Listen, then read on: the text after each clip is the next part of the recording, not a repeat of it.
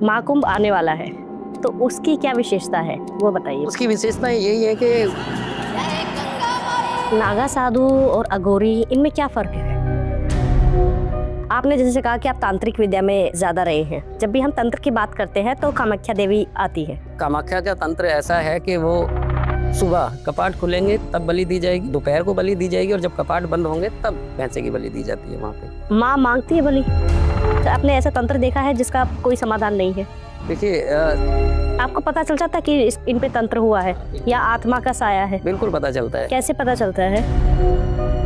अभी एक केस ऐसा आया था हमारे पास में, खाना बनाते खाना गायब हो जाता है, वहाँ पे कोई छम छम की आवाजें आती थी, खून के छींटे। अब दिमाग वहाँ खड़कता है कि जब वो कहते हैं कि हमारी 3 साल की बच्ची है, एक छोटी सी बच्ची थी और उसको पीरियड्स शुरू हो गए। ये जैसे मूवीज में दिखाते हैं महाराज कि वशीकरण हो जाता है। बिल्कुल। क्यों इतना मणिकर्णिका घाट फेमस है? सब यही कहते हैं कि वहाँ का अंत एक ऐसा होता है सीधा स्वर्ग में। इकट्ठी 30 चिताएं जल रही हैं, 50 जल रही हैं, 150 जल रही हैं, और इतनी पीछे वो इंतजार कर रहे हैं। तो कुछ आप बताएंगे वशीकरण के कुछ उपाय? बालों पे बहुत तगड़ा तंत्र होता है। हमारे बालों से होता है, हमारे रक्त से होता है, हमारे पसीने से होता है, और हमारे वस्त्र से होता है। जय माता दी महाराज। जय माता दी। हर हर महादेव। हर हर महादेव। महाकुंभ आने वाला है, तो उसकी क्या विशेषता है वो बताइए प्लीज। देखिए, महाकुंभ आने वाला है, उसकी विशेषता यही है। देखिए, अर्ध कुंभ होता है, ठीक है, एक महाकुंभ होता है। तो विशेषता यही है, जितने भी साधु संत हैं और कुछ गुफाओं में छुपे हुए हैं, कुछ नागा साधु हैं, बहुत सारे पंथ ऐसे हैं, सभी को और हमें भी जो भी संत बाने में आ गया, सभी को इंतजार रहता है महाकुंभ का।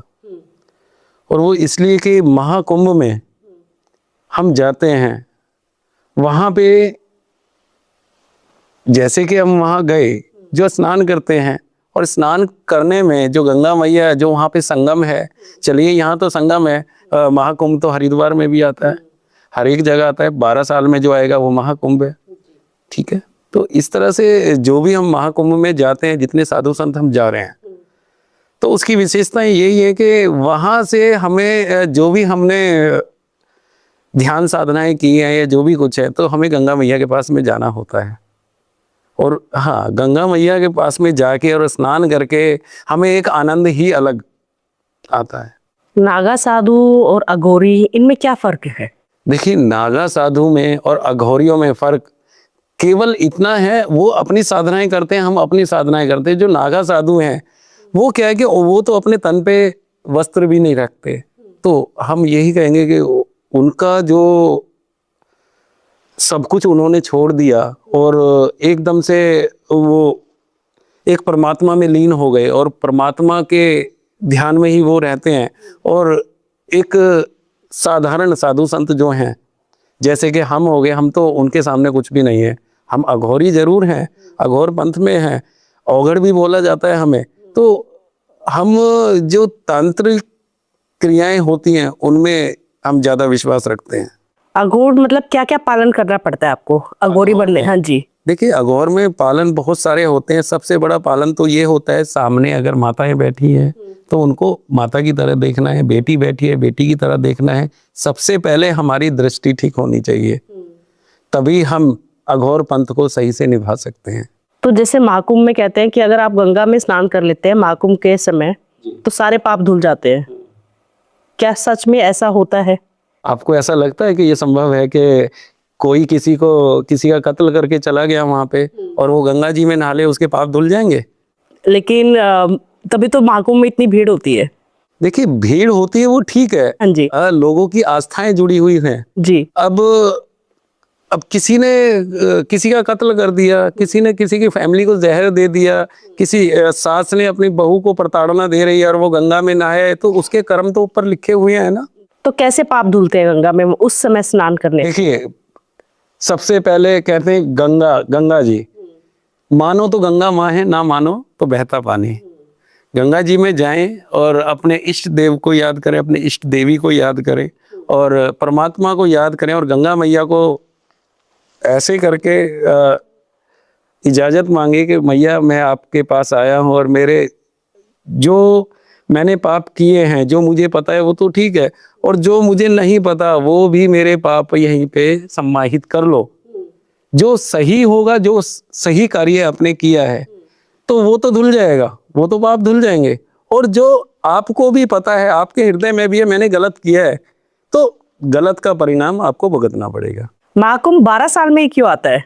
महाकुंभ 12 साल में क्यों आता है? देखिए, मैंने अध्ययन नहीं किया है इस बारे में कि 12 साल में आता है, क्यों आता है। मैं एक ईश्वर से जुड़ा हुआ हूँ और मैं परमात्मा से बस उसके ध्यान में रहना चाहता हूँ। कुंभ जब भी आता है मुझे याद रहता है कब कुंभ है और कब मुझे जाना चाहिए। अब भी मैं यहाँ समय निकाल के आया था और अब हमें कुंभ में ही जाना है। और पहले अभी 15 दिन पहले मैं विजिट भी करके आया हूँ, क्या हमारी सुविधाएं हैं, क्या नहीं है। तो जो आश्रम है या जहाँ हमें जाना है तो वो सारा कुछ देख के आए। अब हम कुंभ में वहाँ रहेंगे। महा मतलब महान, कुंभ का मतलब? देखिए, मैं इसमें ज़्यादा डीपली नहीं गया हूँ। मेरा ध्यान क्या है, मेरा ध्यान रहता है अपनी तंत्र विद्याओं पे, जो हमारे फादर ने हमें ज्ञान दिया। हाँ, ये जरूर कहा था कि जो भी कुंभ आए वहाँ पे स्नान करने के लिए आपको जाना ही जाना पड़ेगा। हाँ, उसमें क्या है, जो भी हमारी तंत्र विद्याएं हैं या जो भी हमने विद्याएं सीखी हैं, प्राप्त करी हैं, तो कोई भी साधक है या कोई भी साधु संत है, अगर वो अब महाकुंभ में या अर्ध कुंभ में नहीं गया तो वो परिपूर्ण साधु नहीं होता है। आपने जैसे कहा कि आप तांत्रिक विद्या में ज्यादा रहे हैं। जब भी हम तंत्र की बात करते हैं तो कामाख्या देवी आती है। कामाख्या देवी ही क्यों? देखिए, कामाख्या देवी जितनी भी शक्तिपीठ हैं, 51, 52, कोई कुछ 51 कहते हैं, कुछ 52 कहते हैं शक्तिपीठ हैं, तो उसमें से जो अघोर विद्या में आती है वो माँ कामाख्या आती है। कामाख्या का तंत्र ऐसा है कि वो शायद कहीं भी नहीं होगा। पूरे विश्व से लोग क्यों वहाँ पे ध्यान साधना करने के लिए आते हैं? वो इसलिए आते हैं कि वहाँ से जो भी विद्याएं, जो भी तंत्र सीखने को मिलता है, उससे बहुत कुछ हमें सीख मिलती है। और बहुत कुछ ऐसे तंत्र हैं जो शायद मैं आपको नहीं बता पाऊंगा। हाँ, वो मैं कैमरे पे नहीं बता सकता कि जो वहाँ के तंत्र हैं। तो जैसे आपने बताया कि आप सेम जैसे वहाँ पे कामाख्या देवी जैसे हैं, आप सेम पानीपत में आप बना रहे हैं। हाँ, पानीपत में बना रहे हैं। उसमें क्या है कि हम वहाँ पे जो भी जैसे भी जनता हमें सहयोग कर रही है, एक छोटा सा 230 गज का हमने एक छोटा सा प्लॉट लिया है, तो उसमें 10 महाविद्याएं उसमें हम विराजमान करवा रहे हैं। ताकि मुझे क्या है कि हर 15 दिन में मुझे कामाख्या जाना होता है, तो उसमें थोड़ा सा मुझे सहारा यह मिल जाएगा कि जो मैं कामाख्या में करना चाहता हूँ, वो जो हम मंदिर बना रहे हैं 10 महाविद्याएं जहाँ विराजमान होंगी, तो वो काम वहाँ भी हो सकता है। फिर भी महीने 2 महीने में मुझे कामाख्या जाना ही होगा। तो जैसे माँ कामाख्या है, तो वो क्या इतनी एनर्जी, इतनी ताकत होगी जो आप पानीपत में बना रहे हैं मंदिर? देखिए, इतनी नहीं होगी। बाकी जो हमारे तंत्र साधनाएं हमारे फादर ने बताई या उनके गुरु ने बताई, हमारे दादा गुरु ने बताई, ठीक है, तो इतना तो नहीं हो पाएगा। मतलब जो लोग हैं, जो असहाय लोग हैं, वो वहाँ कामाख्या नहीं जा सकते या हमारी व्यवस्था नहीं कर सकते, तो उसका कार्य हम वहाँ मंदिर में हम बैठ के कर सकते हैं। जी। कामाख्या मंदिर की और कोई विशेषता है जो आप बताना चाहेंगे?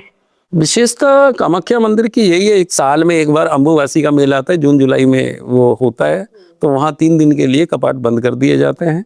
तो वहाँ जो है, जो भी पीरियड्स का वो समय होता है, तो वहाँ लेडीज ही सेवा करती हैं अंदर, और किसी को भी अंदर नहीं जाने दिया जाता। और जो बाहर के व्यक्ति जो वहाँ दर्शन करने के लिए आते हैं, बस मंदिर का राउंड लगा के उनको बाहर कर दिया जाता है।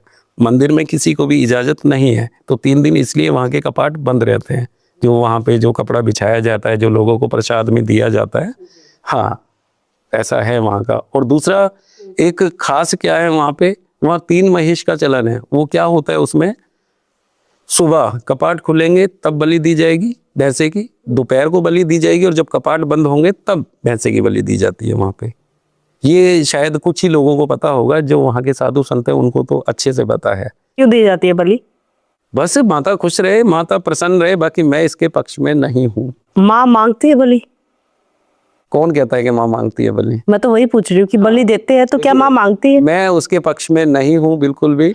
और मैं इस बात से निशब्द हूँ। मैं कुछ नहीं कहना चाहता, ना तो मैं किसी की आस्था के साथ में उनकी आस्थाएं आहत हों। मैं इसके बारे में कोई बात नहीं करना चाहता और मैं निशब्द हूँ इससे। बाकी पीड़ा मुझे भी होती है, कोई जानवर की वहाँ बलि दी जा रही है तो गलत है। आपने जैसे कामाख्या देवी बताई, तो और कौन सा शक्तिपीठ है जो इतना पावरफुल है जहाँ पे जाने से आपके अगर कोई प्रॉब्लम है, जैसे कामाख्या तो सिर्फ तंत्र के लिए है, अगर आपको तंत्र सीखना है, आपको सिद्धि चाहिए तो आप कामाख्या जाइए, लेकिन 51 शक्तिपीठ और है, तो और कोई शक्तिपीठ इतना तारा माँ तारा है, तारापीठ है जी। हाँ, वो वहाँ से मात्र लगभग अगर ट्रेन वगैरह में जाए तो 3-3.5 घंटे का रास्ता है। नहीं ज़्यादा का होगा। कौन सी जगह है? तारापीठ है एक। नहीं, जगह कौन सी है ये जगह कामाख्या से आगे ही पड़ती है। कलकत्ता जाते हैं ना, कलकत्ता दक्षिणेश्वर काली है, काली घाट की काली है, तो वहाँ से 3.5 घंटे का रास्ता है तारापीठ का। तो वहाँ पे एक से एक अघोरी बैठे हैं जो कहते हैं कि किसी में कोई भी तंत्र हुआ है या कुछ हुआ है। मैं सभी के बारे में नहीं कहता, मुश्किल से 5% लोग ऐसे होंगे जो सही हैं, और नहीं तो 95% लोग बिल्कुल सही नहीं, अपनी जेबें भर रहे हैं और कुछ नहीं कर रहे हैं वो लोग। तो आपने ऐसा तंत्र देखा है जिसका कोई समाधान नहीं है? देखिए समाधान हर एक चीज का होता है, जहाँ अच्छाई है वहाँ बुराई भी है जी। अब आपने कहा कि कोई ऐसा तंत्र देखा है कि उसका समाधान ही ना हो। समाधान हर एक चीज का है, हर एक चीज का समाधान है। अगर होता है ये है कि थोड़ा समय लग जाता है उसमें। कोई पीड़ित है वो ठीक ही नहीं हो पा रहा है, ना दवाइयों से नहीं हो रहा है, किसी चीज़ से नहीं हो रहा है। अभी एक रिसेंट में एक लेडीज़ आई थी यहाँ से अलवर के पास से, तो उसके 3 ऑपरेशन कर दिए डॉक्टर ने, और उसके बाद भी वो ठीक नहीं हो पा रही। वही पीड़ाएं, वही सारा कुछ, वही पेट में गांठें। तो क्या था ये? तो उसका हमने अभी एक अपने चैनल पे वीडियो भी डाला था उसका, एक छोटा सा। हम ऐसे नहीं है कि किसी की इजाज़त के बिना कोई वीडियो डालें। उनसे हमने पूछा, हमने बात की, तो वो कहने लगे मैं यहाँ से ठीक हुई तो आप डाल सकते हैं। तो उसमें उन्होंने खुद उन्होंने ये बताया कि हाँ मैं वहाँ से ठीक नहीं हो पा रही थी, और यहाँ पे जब से मैं आई हूँ, और आपने 1.5 से 2 महीने लगाए। हमने क्या दिया? मात्र एक भस्म दी, भभूति दी, या कुछ 1-2 जड़ी बूटियाँ होती हैं, और वो भी बस फूंक मार दी और सिद्ध करके दे दी, उसी से उसको आराम हो गया। आज वो उसकी सारी पीड़ाएं दूर है। तो हम ये नहीं कहते कि डॉक्टर के पास नहीं जाइए। आपको पता चल जाता कि इन पे तंत्र हुआ है या आत्मा का साया है? बिल्कुल पता चलता है। कैसे पता चलता है? देखिए, कोई भी है, कोई भी महिला है या कोई बच्ची है या कोई बुजुर्ग है, सबसे पहले तो ये है कि सामने जब भी वो व्यक्ति आता है या कोई महिला आती है, उसका मस्तिष्क से ही पता लग जाता है। दूसरा, वो आंख नहीं मिलाएगी कभी। थोड़ी देर ऐसे आंखों में देखा, फिर ऐसे कर लिया, ऐसे कर लिया। तो बहुत सारे ऐसे सिम्टम्स हैं जो हम समझ पाते हैं, उसके बॉडी लैंग्वेज से हम समझ जाते हैं कि हाँ कहाँ दिक्कत है और कहाँ ये दिखावा कर रही है। बहुत तंत्र भी हर एक व्यक्ति पे नहीं हो सकता। देखिए, जिसका ऑरा स्ट्रांग है उस पे तंत्र हो ही नहीं सकता, और जिसका ऑरा वीक है उस पे ये चीज़ें एकदम से अटैक करती हैं। और मैं तो यही कहता हूँ, जितने भी आजकल का यूथ है बहुत ज़्यादा परफ्यूम लगा के चलते हैं, तो ये नहीं करना चाहिए। अब कई जगह देखिए, मैं बताता हूँ आपको, आपका मैं नाम ममता जी। तो ममता जी, मैं ये कहता हूँ, कोई भी पूरी फैमिली जा रही है कहीं, कहते हैं कहीं जंगल में गाड़ी रोक ली और वहाँ जाके थोड़े से पेड़ देखते हैं, हाँ यहाँ जंगल सा है, वहाँ पे अपना चटाई वगैरह या कुछ भी उन्होंने बिछाया और वहाँ पे कुछ भी खाने लग जाते हैं। जी। तो उनको ये सोचना चाहिए कि जहाँ आपने चटाई बिछाई है, क्या पता वहाँ किसी ने कुछ गाड़ रखा हो, या उसके आसपास कुछ ऐसी चीज़ें तंत्र मंत्र की या कुछ है, किसी का उतारा लेकर वहाँ गाड़ रखा हो। तो ऐसा नहीं करना चाहिए कि आम जगह आप जंगल में गए और कहीं पे भी बैठ गए और वहाँ पे कुछ भी खाने लग गए। तो कैसे पता चले कि यहाँ पे बैठना है कि नहीं बैठना है? हाँ। जैसे कहीं घूमने गए हैं तो एक जगह तो मन करेगा कि देखिए, अब वो घर में से 5 लोग गए घूमने के लिए, हाँ जी, तो परमात्मा कहीं ना कहीं किसी को शक्ति ऐसी प्रदान करके रखता है। उस 5 लोगों में से अगर एक व्यक्ति कह रहा है ना कि नहीं नहीं मम्मा यहाँ नहीं बैठते, आगे चलते हैं, तो समझ जाना चाहिए वो परमात्मा का आदेश है कि यहाँ मत बैठो। हाँ, यहाँ मत बैठो। कोई ना कोई व्यक्ति अगर परिवार में से बोल रहा है ना ये, तो नहीं बैठना चाहिए। अभी एक केस ऐसा आया था हमारे पास में, उसमें क्या है कि देखिए, बहुत सारे लोगों के पास वो गए, कहीं से उनका समाधान नहीं हुआ। वो केस है, एक दिल्ली का है, वो भी मैं बताऊंगा, और एक है राजस्थान का। ये कोटा की तरफ का केस है कोई।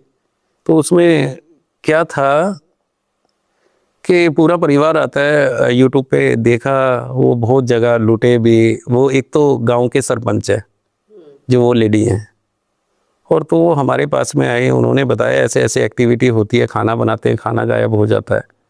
ये हकीकत है वहाँ पे। जब हमने वहाँ पे विज़िट करी, हमने भी बहुत कुछ महसूस किया वहाँ पे।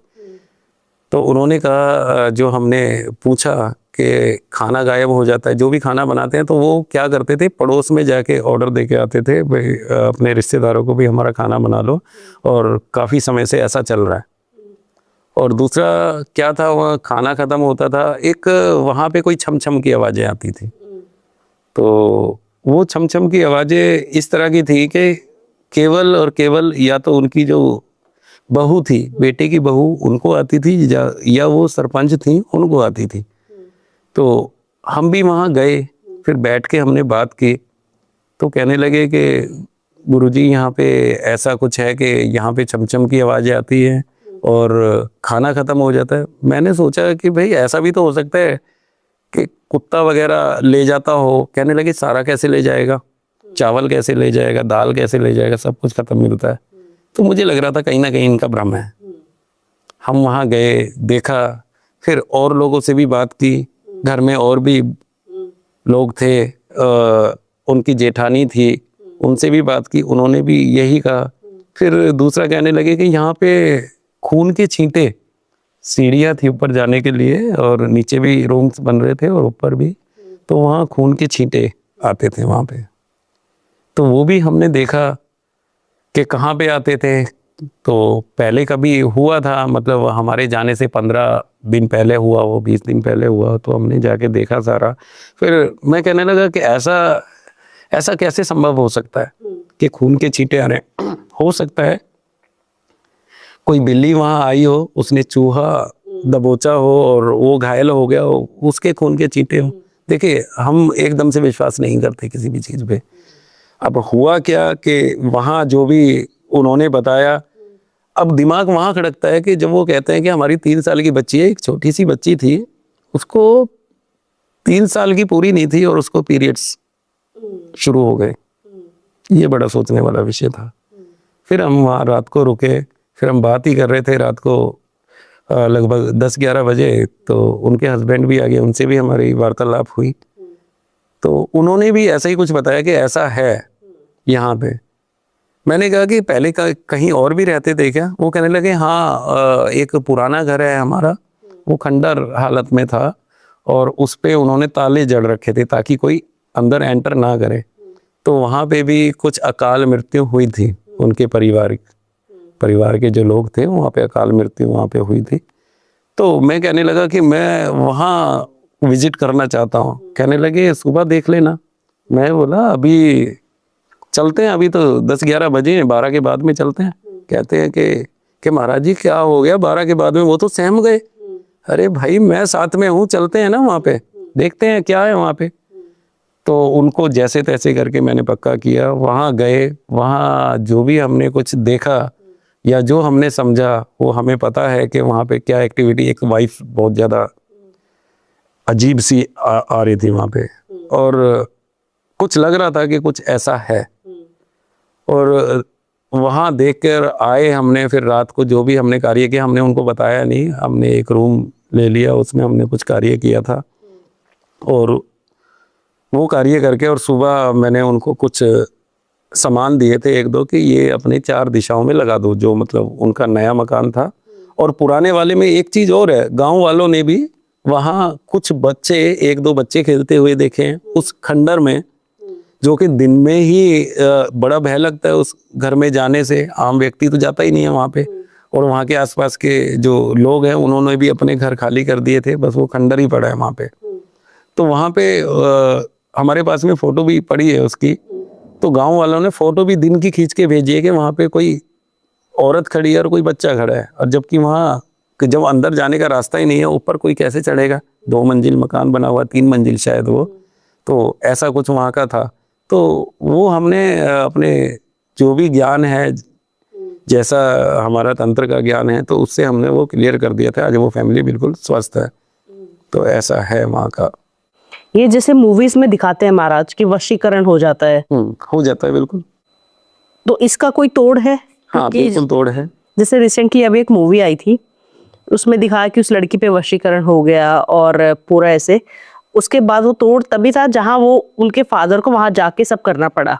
तो किसी के पे अगर वशीकरण कुछ ऐसा है तो क्या घर बैठे कोई ऐसी छोटी मोटी रेमेडी हो सकती है कि वो थोड़ा सा उससे रिलीफ पा ले? देखिए रेमेडी यही है, अगर किसी के ऊपर वशीकरण हो रहा है या कुछ भी ऐसा है, बच्चे में एकदम से बदलाव आ गया, तो उसमें क्या है कि आपको करना क्या होगा, वो वशीकरण किस चीज़ से हुआ है, या तो उसने कोई खाद्य पदार्थ इस्तेमाल किया है, जैसे कि कोई मिठाई दे दी या कोई छोटा लड्डू। देखिए कोई अगर तिल लगा के उस पे तिल लगे हो रहे हैं और वो कोई लड्डू दे, तो आप समझ जाइए कहीं ना कहीं गड़बड़ है, या कोई बाहरी व्यक्ति आपको तिल के लड्डू दे रहा है। तिल से बहुत ज़्यादा वशीकरण होता है। और खाने की चीज़ कोई सफ़ेद चीज़ है, वाइट चीज़ है, उससे वशीकरण होता है। उसका तोड़ यही है, अगर एकदम से बदलाव आया, अगर जल्दी इस पे ध्यान दे लिया जाए 2 से 3 दिन में, तो वो शायद वहीं समाप्त हो जाएगा। नया ब्लेड, बिल्कुल नया ब्लेड होना चाहिए, वो यूज़ करा हुआ ना हो, और उसके पॉकेट में डाल दें या कहीं डाल दें, और मेरे ख्याल से 20 से 25 मिनट में एकदम से बदलाव आ जाएगा उसमें। तो समझ जाइए कि इस पे वशीकरण हुआ था, और 20 से 25 मिनट में इसमें एकदम से बदलाव आ गया, तो कोई अच्छे साधक के पास जाके वो वशीकरण कटवा सकते। मतलब वो समाप्त नहीं होगा, कुछ समय के लिए उसमें बदलाव आ जाएगा एकदम से। तो फिर वो ब्लेड निकालना है? हाँ, वो ब्लेड 24 घंटे के लिए होता है, और मात्र 12 घंटे तो वो बिल्कुल ठीक रहेगा व्यक्ति, मतलब कोई लड़की है या लड़का है, 12 घंटे के बाद फिर स्थिति वही आ जाएगी। वशीकरण बहुत ही खतरनाक विद्या है, और हम यही कहते हैं किसी पे इस तरह का कार्य ना किया जाए। जैसे बहुत से लोग मैंने देखे हैं कि कहते हैं कि अगर मुस्लिम तंत्र हुआ है, मुस्लिम वशीकरण हुआ है, तो वो ज्यादा पावरफुल होता है। नहीं, ऐसा नहीं है जी। मुस्लिम तंत्र हुआ है और वो ज़्यादा पावरफुल है, वो क्या है कि काम एकदम से करता है, ठीक है, और आने वाले समय में वो समाप्त भी हो जाता है। ऐसा नहीं है कि वो इतना लंबा चलेगा। इसकी अवधि जो होती है 3 से 6 महीने की होती है, जो मुस्लिम तंत्र होता है। और जो अघोरियों का तंत्र है, ये बहुत लंबा चलता है। व्यक्ति मतलब दुनिया से ही चला जाएगा, वो तंत्र नहीं खत्म होता है जब तक वो व्यक्ति जीवित है। अघोरियों का तंत्र वो होता है। तो हम ऐसे कैसे कहते हैं कि मुस्लिम तंत्र ज़्यादा स्ट्रॉन्ग है, तो ये तो गलत है ना। हाँ, वो सिपली इलम करते हैं, सिपली इलम है उनके पास में, ठीक है। और सारी विद्याएं ऐसी हैं, कुछ हमारे मायोंग से वहाँ से भी लीक हो चुकी हैं, जो मुस्लिमों को पता लगी हैं। वहाँ बहुत सारी किताबें थी, वहाँ एक म्यूजियम बना हुआ है, वो तो मेन मायोंग से थोड़ा सा बाहर को है, मतलब मेन सड़क पे। तो वहाँ से बहुत सारी बुकें गायब हो चुकी हैं। उसमें तंत्र मंत्र के बारे में बहुत कुछ लिखा हुआ था, बहुत चोरी हो गई। तो कहीं ना कहीं वो गलत हाथों में गई हैं जो ये कार्य कर रहे हैं। अगर मुस्लिम तंत्र हुआ है तो इतना लंबा नहीं चलता। और तोड़ भी उसका आसान है? हाँ, तोड़ भी मैंने बताया तो है। ब्लेड रख दीजिए, कोई धारदार चीज रख दीजिए, 12 घंटे के लिए आराम मिल जाएगा, और फिर किसी ना किसी साधक के पास जाके उसका निवारण करवा लीजिए। साधक स्ट्रांग होना चाहिए। ऐसा नहीं है, देखिए, अगर साधक ये बोल रहा है कि हाँ ये वशीकरण कट जाएगा, टूट जाएगा, ये हो जाएगा, तो कम से कम उससे ये कहिए कि अभी तो ठीक करके दिखाएं। अगर वो कुछ समय के लिए ठीक करते हैं तो वो साधक सही है और पैसा भी नहीं ले रहे। और जो पैसा मांग रहा है, मोटी रकम मांग रहा है, तो वो साधक थोड़ी है। वो तो अपनी जेबें भरने के लिए बोल रहा है, और वो कहीं ना कहीं उनको गुमराह कर रहा है। मणिकर्णिका घाट पे जैसे बहुत सुना है कि वहां जाने से मुक्ति मिल जाती है। क्यों इतना मणिकर्णिका घाट फेमस है? क्या है इसकी कहानी? फेमस यही है, हमारे पुराणों में भी लिखा हुआ है। जब भी जिसका अंत वहाँ होगा, मतलब आत्मा तो निकल के चली गई, जो उसकी डेड बॉडी है, अगर वहाँ संस्कार होगा तो जो भी लिखा हुआ है उसमें यही है। हमने लोगों से भी सुना है, साधु संतों से भी सुना है, बहुत सारे अघोरी हैं उनसे भी सुना है, जो हमारे साथ के हैं, सब यही कहते हैं कि वहाँ का अंत एक ऐसा होता है, सीधा स्वर्ग में आत्मा जाती है। ये है। और अब देखिए वहाँ मणिकर्णिका घाट पे गए, एक तो ये देखेंगे कि इकट्ठी 30 चिताएं जल रही हैं, 50 जल रही हैं, 150 जल रही हैं, और इतनी पीछे 200-250 वो इंतजार कर रहे हैं भाई ये जैसे ही इनका संस्कार हुआ फिर अगले आ जाते हैं। दिन रात एक मणिकर्णिका घाट एक ऐसा है जहाँ पे दिन रात संस्कार चलता है, और ऐसा कोई भी स्थान नहीं है जहाँ पे दिन रात संस्कार हो। 5 बजे के बाद तो संस्कार ही नहीं होता। और वो सारे स्वर्ग जा रहे हैं? नहीं, कहने में है कि स्वर्ग जा रहे हैं। अब उनके कर्म तो इतने गलत थे, और उनकी डेड बॉडी, अब पैसा है अपने उनके परिजनों के पास, और वो वहां लेके वहां संस्कार कर दिया, और उन्होंने करे इतने गलत काम, तो कैसे वो स्वर्ग चले जाएंगे? जी, तो वहां पे नेगेटिविटी बहुत होगी अगर वहां पे इतनी चिताएं जलती है तो? नहीं, नेगेटिविटी वहां पे कुछ भी नहीं है।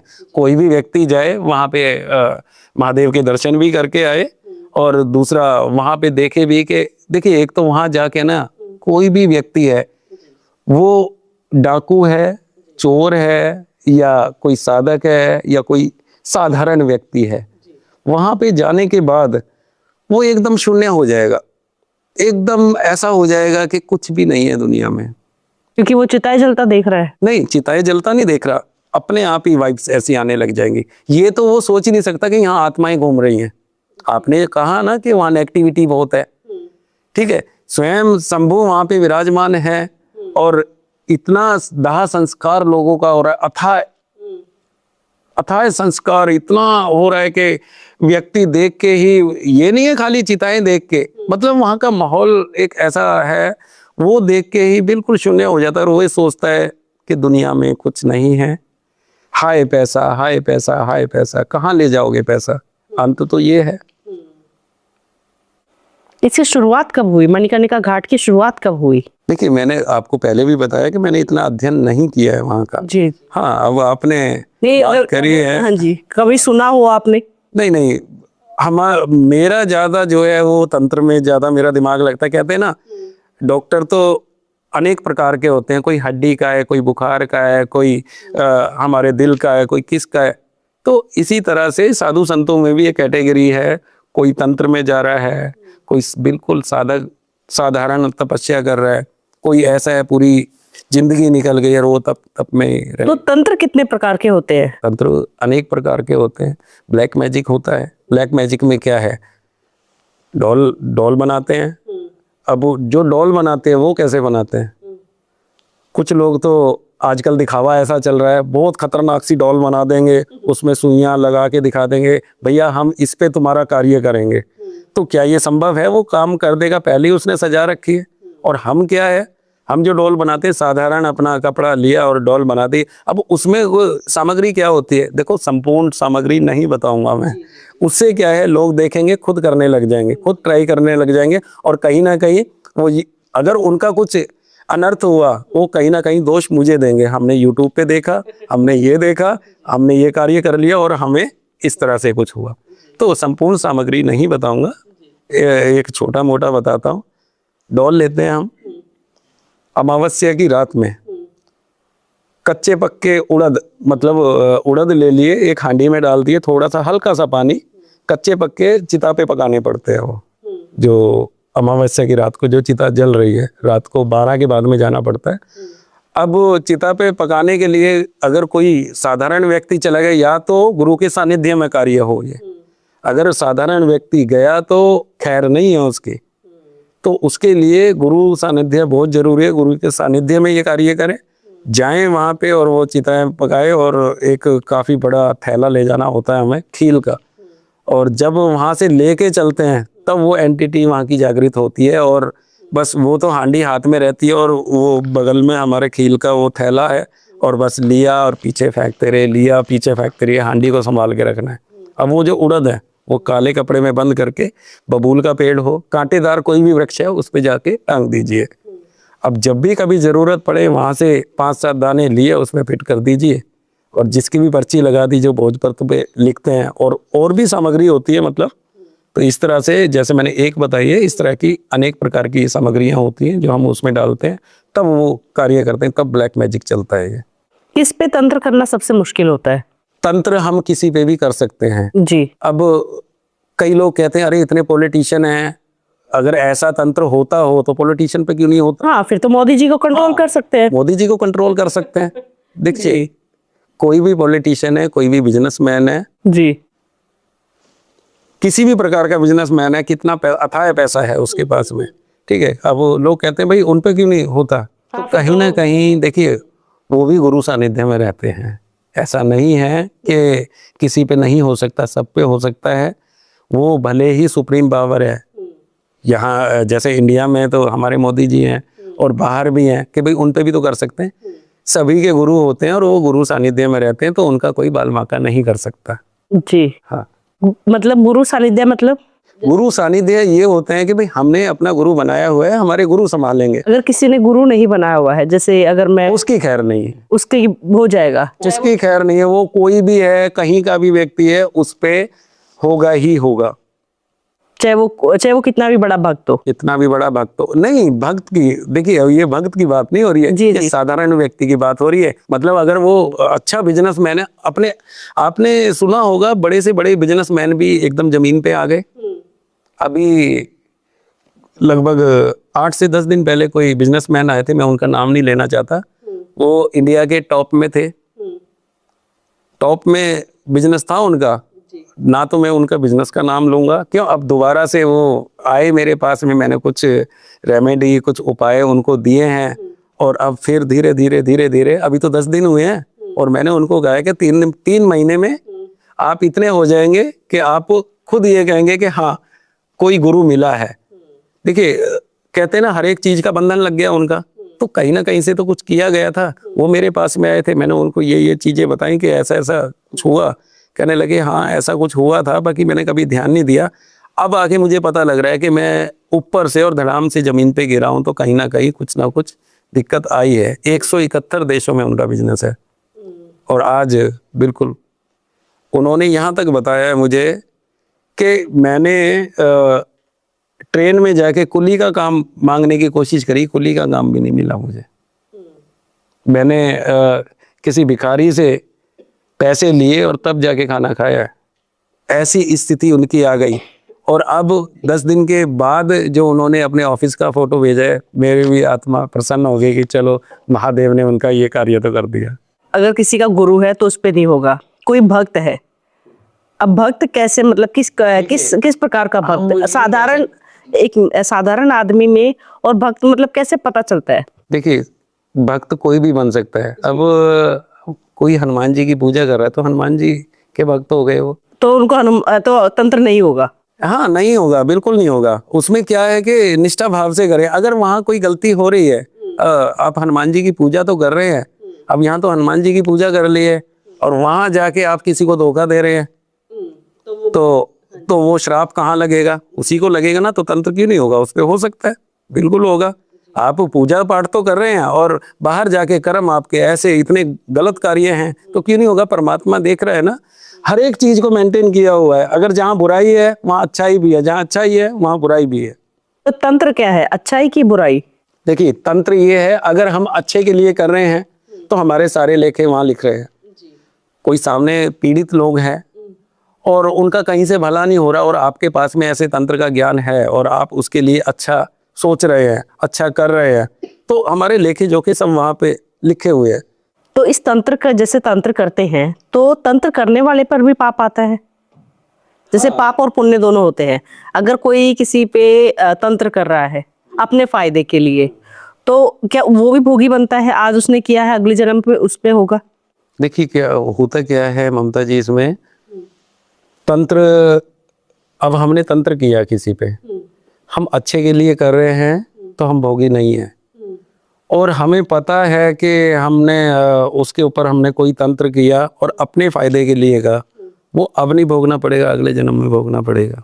क्या पता हमें कौन सी योनि मिले, क्या पता हमें क्या बनना पड़े, कोई पक्षी बनना पड़े या सांप बनना पड़े कि रेंगता रहे, तो भोगना तो पड़ेगा। अगर अच्छे के लिए कर रहे हैं तो कोई दिक्कत नहीं है। अच्छे के लिए कर रहे हैं तो कोई दिक्कत नहीं। देखिए, हम ये कहते हैं कलयुग में अगर जो जितने भी साधक हैं, और आजकल यूथ बहुत ज़्यादा इन चीज़ों में लग रहा है कि मेरे पास में 22-22 साल की लड़कियां, 24 साल की लड़कियां कहती हैं मुझे तांत्रिक बनना है, मुझे तंत्र सिखा दो। अब ये बताइए, वो इतना जल्दी तंत्र सीखना चाह रही है तो कहीं ना कहीं उसका लालच है ना। हाँ, गलत। सबसे बड़ा लालच तो यही है कि कहीं ना कहीं उसका बॉयफ्रेंड होगा, सबसे पहले तो उसको काबू करेंगे। तो ऐसा होता है। जी। देखिए, तंत्र मंत्र और यंत्र, इनका महत्व क्या है और ये करा कैसे जाता है और ये होता क्या है। तंत्र होता है तन से। तन से क्या है, हमने तन से, हमारे तन से क्या है, तन से किया, हमने हृदय से किया, ये जो बॉडी है उसको हमने ध्यान में करके किया। एक तो तंत्र तन से होता है, और मंत्र, मंत्र का जो उच्चारण होता है वो पूरी बॉडी में फील होना चाहिए, एक वाइब्रेशन अलग होनी चाहिए। मंत्र और यंत्र, अगर तीन चीज है जिसके पास में, तंत्र मंत्र और यंत्र। अब यंत्र का बता रहा हूँ।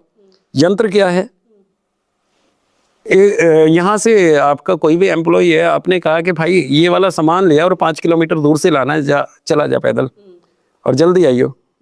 अब दूसरे एम्प्लॉय को कहो कि तू ऐसे कर, ये बाइक की चाबी ले और जाके वहां से ये सामान लिया जो उसको मंगवाया है, ठीक है। वो तो पहले चला गया आधे घंटे, और आधे घंटे बाद उसको भेजा है अपने यंत्र देके। यंत्र क्या हुआ, कोई बाइक दे दी, वो यंत्र है। तो पहले कौन आएगा, यंत्र वाला। यंत्र वाला। तो यंत्र भी जरूरी है। देखिए, तंत्र तन से किया गया, मंत्र उच्चारण किया गया, और यंत्र कुछ हमने बना के, कुछ उसमें जो भी कुछ अंक लिखे हैं या उसमें कुछ भी हमने डाल के उसको दिया है। तो अगर तीनों चीज लग गई एक साथ में तो एकदम एक ब्रह्मास्त्र का काम करती है। हाँ। तो यंत्र कैसे होते हैं, मतलब जैसे हम देखते हैं लक्ष्मी यंत्र हो गया, श्री यंत्र हो गया, जैसे एक तो होते हैं लक्ष्मी यंत्र, कुबेर यंत्र, या और शावर यंत्र भी होते हैं, और शावर मंत्र भी होते हैं और यंत्र भी होते हैं। एक होते हैं अघोरियों के बनाए हुए यंत्र। अघोरी जो होते हैं, औघड़ जो होते हैं, उनके मंत्र वो अलग होते हैं। हाँ, वो क्या है कि जो भी हम यंत्र बना रहे हैं उसमें कुछ हम अंक लिखते हैं, उन अंकों के आधार से वो कार्य किया जाता है। किस काम के लिए मतलब ज्यादा यूज होते हैं? जी, हर एक चीज में यूज होते हैं। जैसे कि वशीकरण हो गया, उसमें भी यूज होता है। ओके, आप वो यंत्र देते हैं और वो काम करना शुरू कर देता है। हाँ, वो अपना काम शुरू कर देता है। और दूसरा, ब्लैक मैजिक में भी हमारे यंत्र यूज होते हैं, ठीक है। क्यों, मंत्र से पढ़ा, मंत्र तन से हमने कार्य किया, मंत्र पढ़ा और यंत्र दे दिया, और जो वशीकरण उस पे किया गया है, ठीक है, उसकी काट के लिए भी देते हैं। ऐसा भी होता है। तो ज्यादा पावरफुल क्या है, तंत्र मंत्र यंत्र, इन तीनों में से? तीनों। अगर गाड़ी के 4 पहिए हैं और गाड़ी चल रही है, एक पहिया निकल जाए तो गाड़ी थोड़ा तो चलेगी, बाकी वो पलट सकती है, रुकी जाएगी, कहाँ क्या होगा। तो बहुत लोग ये सोचते हैं हमने मंत्र सीख लिए और हम संपूर्ण साधक बन गए।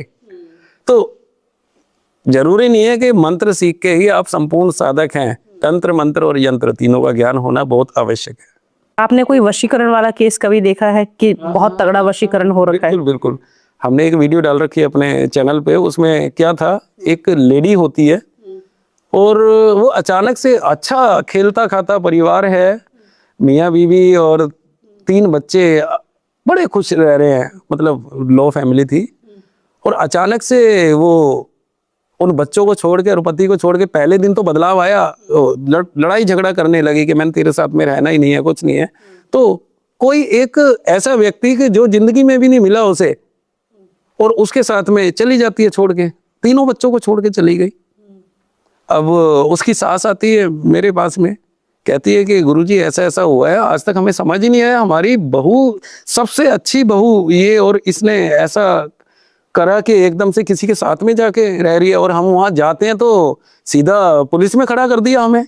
अरे ऐसा कैसे? और वो कहती है भाई तू जानती है इनको क्या है कि नहीं, मुझे नहीं पता। और फिर उसके घर वालों को भी बुलाया जाता है, वो भी कहते हैं नहीं, कहीं ना कहीं हमारी बेटी पे कुछ ना कुछ हुआ है। तो हुआ क्या था, कोई शमशान की राख है, उसमें वही तंत्र मंत्र यंत्र और कहीं ना कहीं ब्लैक मैजिक का भी कुछ किया गया था, जो कि उसके रास्ते में डाला गया था। अगर राइट पैर पड़ जाए तो काम नहीं करेगा, जो लेफ्ट पैर पड़े तो एकदम से उसका दिमाग घूम गया और वो जो व्यक्ति था उसकी तरफ हो गया। जैसे कि मुस्लिम तंत्र, और ये मुस्लिम तंत्र किया गया था। हाँ, उसमें कब्र की भी थोड़ी सी मिट्टी होती है, तो मुस्लिम तंत्र किया गया। तो काटा किसने? हमने काटा। वो कैसे? अब मेरे पास में आए, उन्होंने सारा कुछ बताया। मैं बोला अच्छा ऐसा है, कोई बात नहीं। मैंने उसकी फोटो ली और जो भी हमारे उपाय है, रेमेडी है, वो मैंने रात को बैठ के अपना किया, भोजपत्र पे कुछ बनाया और देखा इसका तिल कहाँ पे है, इसका ये फोटो में कहाँ पे क्या कट मार्क्स हैं, मतलब कहीं पे तिल है, कहीं पे कोई कट लगा हुआ है, कहीं पे कुछ है। तो सारा कुछ तो मैं नहीं बताता, मैं मतलब उस चीज़ से हम काम करते हैं। उसका चेहरा देखा तो वहाँ पे निशान लगाए मैंने और कुछ अपना कार्य किया और मैंने उनको 7 दिन का समय दिया था। और 7 दिन में जब वो आई है आके, और वो तो आ गया पीछे पीछे, उसको पकड़ लिया गया जिसने तंत्र किया था। फिर पुलिस में बात गई। पहले तो वो कह रही थी मैंने इसी के साथ में रहना है, अब कहती है मैंने अपने पति के साथ में रहना है। इसने मतलब थोड़ी अभद्रता अपशब्द उसने बोले उसको कि मैंने इसके साथ में नहीं रहना। मुझे नहीं पता इसने क्या किया था, उसको ये तो पता था कि मुझे हो क्या गया है, मैं अपने बच्चों को नहीं देख रही, कुछ नहीं, और बस इसी के पीछे आकर्षित हो रही हूँ और इसी के साथ में रहना चाहती हूँ। तो ऐसा तंत्र था वो जो उसमें किया गया था। तो यानी कि तंत्र ये सब पर हो सकता है? हो सकता है जी, हो सकता है, बिल्कुल हो सकता है। जो साधक हैं, परफेक्ट साधक हो या कोई अपने गुरु के सानिध्य में रहें, कोई ना कोई गुरु बनाना चाहिए। या जैसे आपने कहा हम माता रानी को मानते, तो वो भी तो आपकी गुरु ही हैं। जी, वो मेरी गुरु। हाँ, और सबसे ज्यादा अपनी कुल देवी को हमेशा याद करके अपने घर से पहला कदम रखिए, आपके साथ में कुछ भी अनहोनी नहीं होगी। तो मैं चाहती हूँ कि लास्ट में हम थोड़े से कुछ उपाय बता दें ऑडियंस को, जो जी जी बिल्कुल। अगर देख रहे हैं तो कुछ अपना, अगर उनको कुछ लग रहा है तो हल्का थोड़ा बहुत उपाय करके तोड़ कर सकते हैं, बिल्कुल, बिल्कुल, बिल्कुल। राहत मिल सकती है। तो कुछ आप बताएंगे वशीकरण के कुछ उपाय? जो वशीकरण का देखिए यही है, एक तो आम जो यूथ है या आम महिलाएं हैं, औरतें हैं, एक तो वो जो बाल ऐसे ऐसे ऐसे ऐसे निकालती हैं, वो बाल कहीं भी फेंक देती हैं। ये बहुत तगड़ा, बालों पे बहुत तगड़ा तंत्र होता है। हमारे बालों से होता है, हमारे रक्त से होता है, हमारे पसीने से होता है और हमारे वस्त्र से होता है। तो बालों को एकदम से नहीं फेंकना चाहिए। बाल अगर हैं, हाँ फेंक दो, कहीं भी फेंक दो, फिर उस पर नहीं होगा। अब बाल हैं, यहाँ से कंघी निकाली, बाल आ गए, 3 बार थूकना नहीं है, थू थू कर दो, थू थू थू, फेंक दो, उस पर तंत्र नहीं हो सकता। जी, हमारे वस्त्र हैं, किसी को आप, अब कोई गरीब असहाय है, अब आप तो दे रहे हैं और कोई सामने वाला देख लिया, अरे ये तो उसकी टी-शर्ट है, काम हो जाएगा उसके भी, तो उसको क्या करें, थोड़े से गंगा जल का छींटा ले, तुलसी के पत्ते डाल के और छींटे मार दें, फिर दे दें, नहीं होगा तंत्र बिल्कुल भी। रक्त तो आपका कोई निकाल ही नहीं सकता। अगर रक्त पे, हाँ नाखून भी थोड़ा सा ध्यान रखें। देखिए जो भी व्यक्ति है, अब किसी के भी ऊपर कुछ करवाना चाहता है, तो वो आपके बालों का ध्यान रखेगा, आपके कूड़े का ध्यान रखेगा, और जहाँ कूड़ा होगा वहाँ नाखून भी मिलेंगे, वहाँ बाल भी मिलेंगे, वहाँ कोई ना कोई वस्त्र भी मिल सकता है, या जो पोछा लगा के और ऐसे ही फेंक देते हैं। तो वो पोछा अगर आपकी टी-शर्ट है या कोई भी पहना हुआ कपड़ा है, पोछा तो लगा रहे हैं, उसमें फिनाइल भी है, सारा कुछ है, उस पे भी तंत्र हो सकता है। और अगर जैसे काला जादू किसी पे हो रखा है, ब्लैक मैजिक हो रखा है, तो उसका क्या तोड़ करें, क्या उपाय कर सकते हैं घर पे ही?